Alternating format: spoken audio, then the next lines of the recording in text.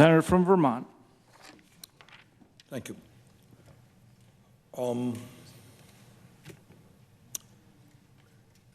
Several of my Republican colleagues have mentioned that some of us came out in opposition to Judge Kavanaugh almost immediately after he was nominated by the president. It's true. Count me in. I was one of those people. And I say that without any apologies whatsoever, because I was familiar with the record of Brett Kavanaugh on the court where he sits. I was familiar with his record as a member of the Bush administration.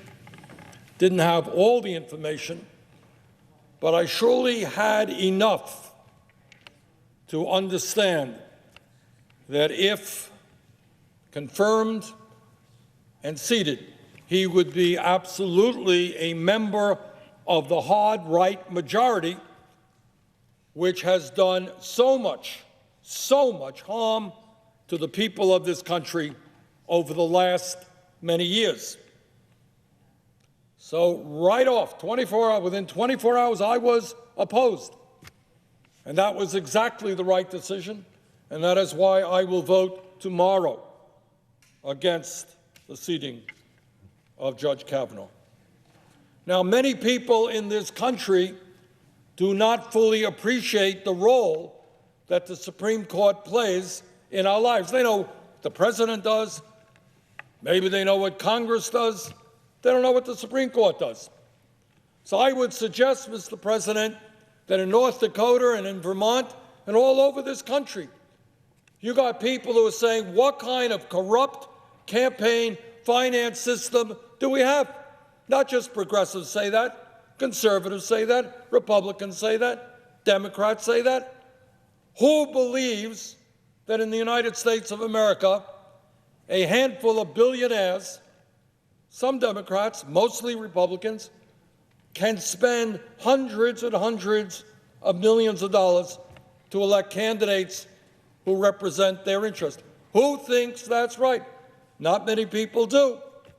But people do not understand that we are in that position today because of a 5-4 Supreme Court decision regarding Citizens United, a decision which is now undermining American democracy. And there are those who think that Citizens United did not go far enough, that billionaires should be able to give money directly to senators and congressmen, make them directly their employees. I have zero doubt that Judge Kavanaugh will continue that majority approach to allowing billionaires to control our political system. 1965, an enormously important act was signed by Lyndon Johnson called the Voting Rights Act. And it said that all of our people, regardless of the color of their skin, should have the right to vote. Not a very radical idea.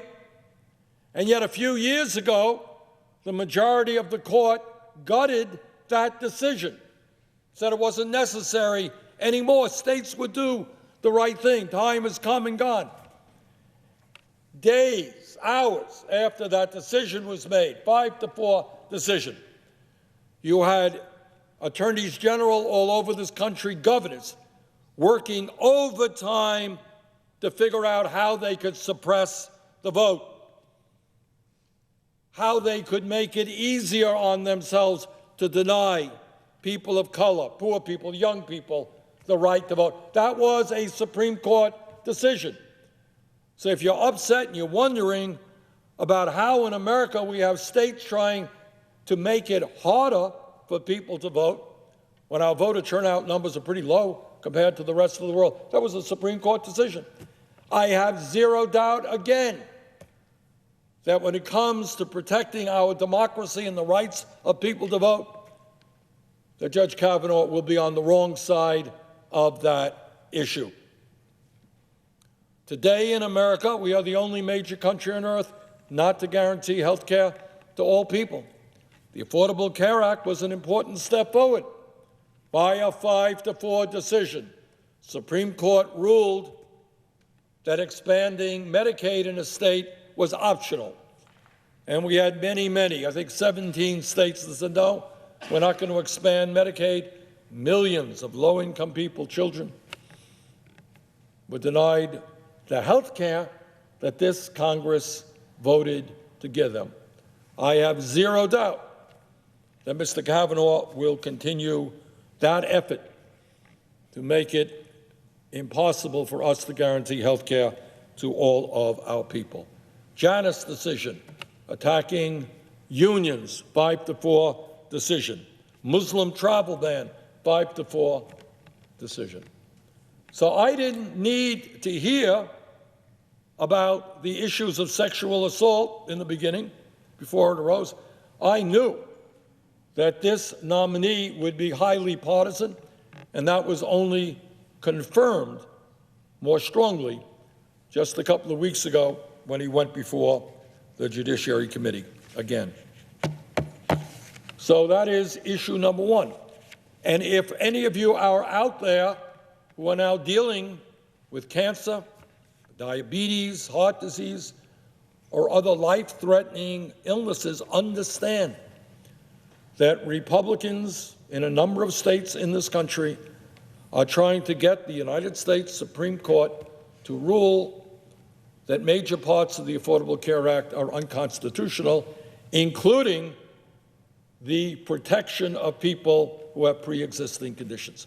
So if you're struggling out there with diabetes, with cancer, heart disease, serious illness, worry, and worry a lot about what Mr. Kavanaugh will do with the other 4 members of the hard right in taking away your ability to get the health care you desperately need at an affordable cost.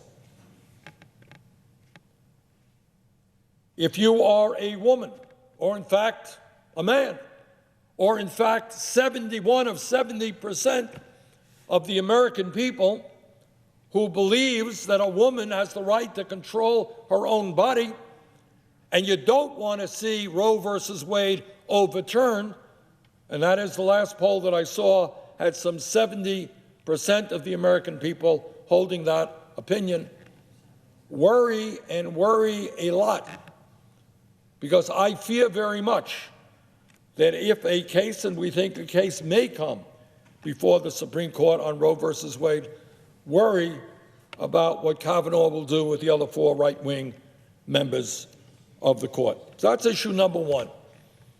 If, in fact, Brett Kavanaugh was a choir boy, if, in fact, he was one of the most wonderful human beings ever to walk the face of this earth, based on his policies, based on his decisions, I would vote against them. But, Mr. President, it turns out that maybe he has not been a choir boy. And I could only concur with my colleague from New Jersey, Senator Booker, in expressing what we are hearing in our own office. I come from a small state, Mr. President, and yet as a result of Dr. Ford's testimony, we have received comments from 11 Vermonters who relayed, to some degree, their stories about sexual assault. We received a letter from a woman who was 70 years old who told us about a horrific experience that happened to her when she was 14 years of age. And while almost all of the comments came in were from women, there were some from men who were abused as boys. Some 20 to 25% of women in this country have been sexually abused. Wow. That is a crisis. That is an epidemic. And clearly, our goal must be to do everything we can to make it easier for women to come forward with these terribly, terribly painful and life-lasting experiences. Make it easier for them to speak their truth. And yet, just the other day, it is hard to talk about President Trump and continue to use the word unbelievable, because things he does literally are unbelievable every other day. But I think maybe he might have hit a new low, even for Trump. And that is, Dr. Ford brought forth her testimony. I think the vast majority of the American people believed her. And the President of the United States, the man who should be telling women that we want to hear your truth, we want to hear your pain, this president, in the most vulgar way imaginable, actually mocked Dr. Ford. What kind of message does that send to women all across this country who are suffering? It sends the message that they will not be believed, they will be dismissed, and the most powerful person in this country will mock them. Even for a disgraceful president like Trump, this is in fact a new low. But, Mr. President, it is not even the policies that I'm quite convinced that Kavanaugh will pursue. It is not only the very serious and credible allegations regarding sexual assault that were in no way fully investigated by the FBI. I read the report, and it was a very limited report. It certainly did not do justice to Dr. Ford. It did not even, the FBI agents did not even interview Dr. Ford or Judge Kavanaugh. Now, I don't know how you have an investigation where you don't interview the two major figures in that charge, the allegation. But it's not only the lingering question that came from at least two credible women, but it is also the very important question of Judge Kavanaugh's veracity, his honesty. And I think I heard more than one Republican member of this body saying, well, if he is lying, he should not be seated to the United States Supreme Court. And yet there is, in fact, very strong evidence that the testimony that Judge Kavanaugh has made recently and in years past, when he was first appointed to a judgeship, was not honest. Let me just give you a few examples of that. In his previous testimony before Congress, before the Judiciary Committee, Judge Kavanaugh was asked more than 100 times if he knew about files stolen by Republican staffers from Judiciary Committee Democrats. Republican staffers stole files, and that was pretty clear. And the question that was asked of Judge Kavanaugh was, in fact, had he seen those files? Was he familiar with those files? And the answer that he gave was no, he was not familiar with those files. Well, it turned out that the emails released as part of these hearings showed that these files were regularly shared with Kavanaugh while he was on the White House staff. One of the emails, in fact, had the subject line, spying.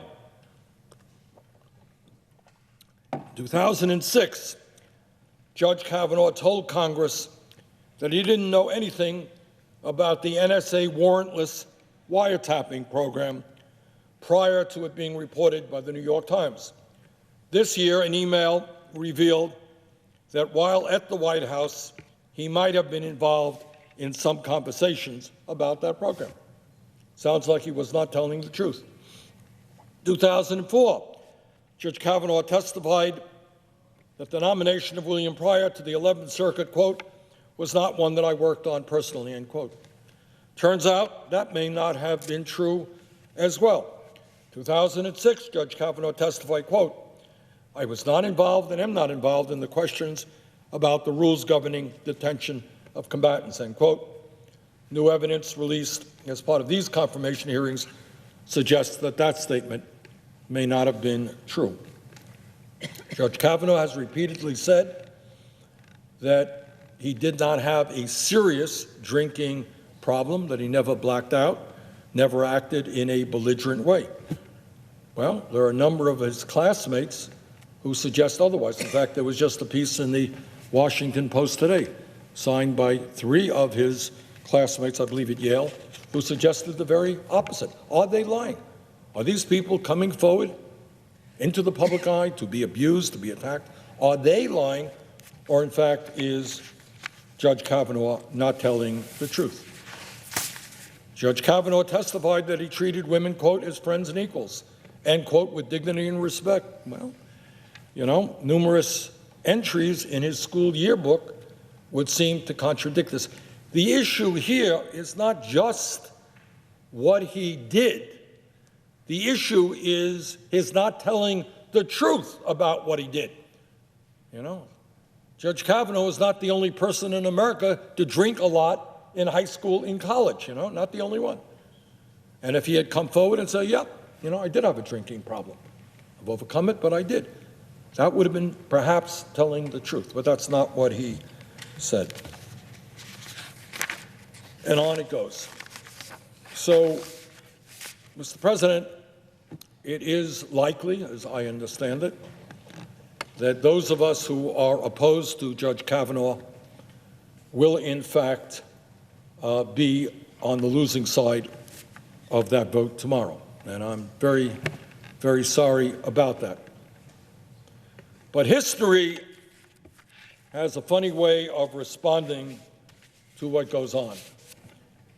And that is that I think this nomination, to a much greater degree than I think anyone would have expected, has aroused the American people from coast to coast. It has aroused them in terms of the issue of sexual assault and whether we deal with that issue honestly. It has aroused the American people in terms of the issue of veracity and whether or not we're going to have a member of the Supreme Court who, in fact, is honest. And it has aroused the American people in understanding that the function of the United States Supreme Court is to render justice without impartiality, with justice for all, not to simply represent the wealthy and the powerful and billionaire campaign contributors. So I think this whole process has been an enormous learning experience for the American people. And while we may lose tomorrow, I think that the end results of what has taken place here, the disgrace of what has taken place here, will reverberate in a very positive way for the American people. With that, I would yield the floor.